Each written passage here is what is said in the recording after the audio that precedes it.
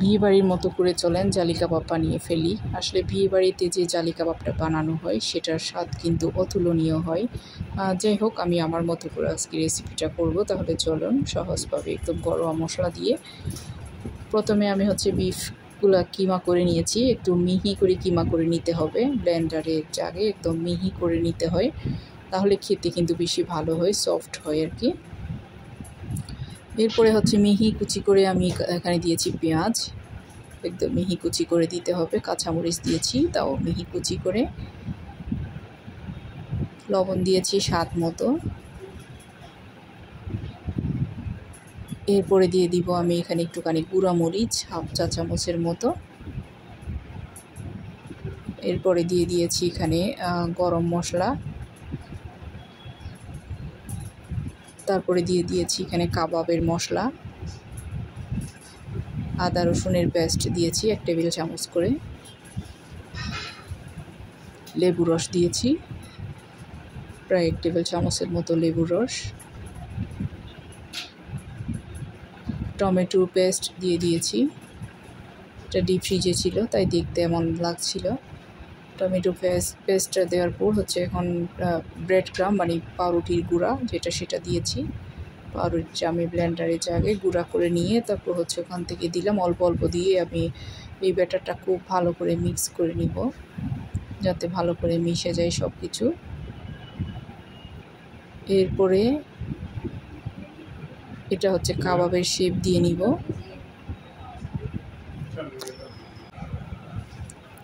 এই যে দেখেন,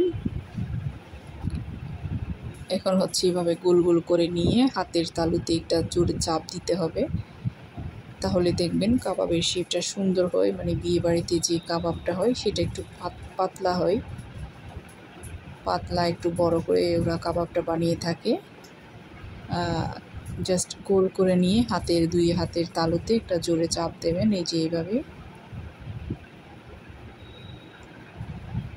জোরে একটা চাপ দিলে দেখবেন পাতলা একটা বড় মোটামুটি কাবাব শেপ এসে গিয়েছে।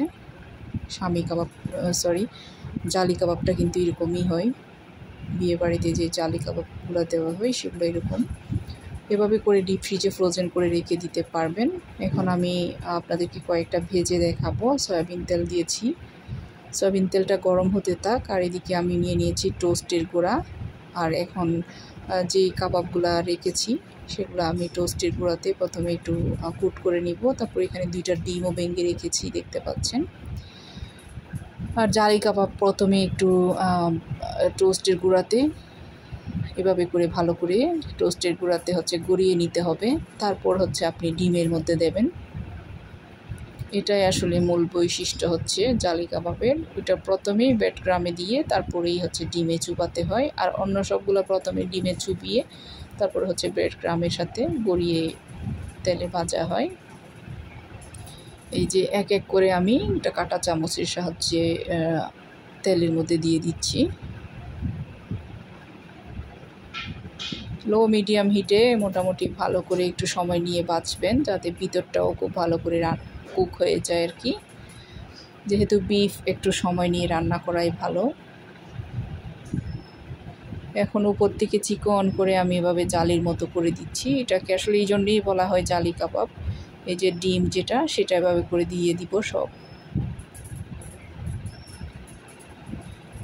জালি কাবাব বলা হয় এই কারণে যে ডিমের উপরে থেকে যে লেয়ারটা দেয়া হয় চিকন চিকন করে, এটার জন্য একটা জালি জালি ভাব আসে, তার জন্যই কিন্তু এটাকে জালি কাবাব বলা হয়।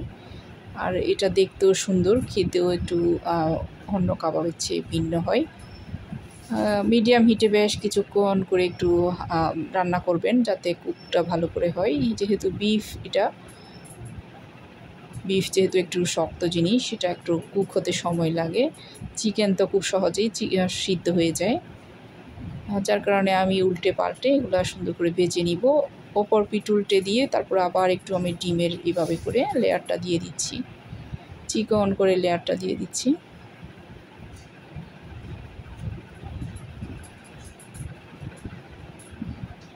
দেখেন এভাবে করে লেয়ার করে দেবেন। মোটামুটি আমি এটা গোল্ডেন করে ভেজে নিব, একদম গোল্ডেন ব্রাউন কালার করে খুব সুন্দর করে ভেজে নিব।